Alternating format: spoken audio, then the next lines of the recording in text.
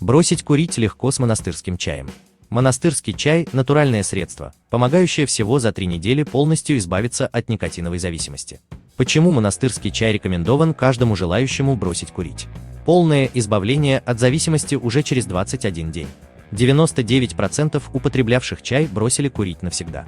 Идеальные показатели организма уже через 4 недели. В сборе не содержится никотина и его заменителей, а также химии. 100% оригинальная продукция, прошедшая сертификацию. Цена упаковки чая в среднем дешевле, чем 2 недели курения. Прост в использовании.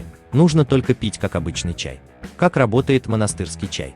Монастырский чай – это гениальное средство, помогающее справиться с причиной желания курить. Почему? Чай выводит из организма 99,99% никотина в течение 3 недель. Привычка уходит на чисто физическом уровне. Организм быстро забывает о никотине. Чай выводит из организма токсины, улучшая самочувствие.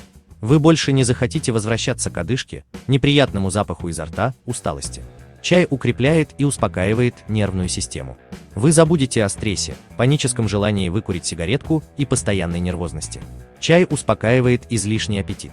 Вы не будете хотеть съесть лишнего, потому что ваш организм будет в спокойном и расслабленном состоянии. Чтобы заказать монастырский чай со скидкой, просто переходите по ссылке в описании к этому видео. Поспешите!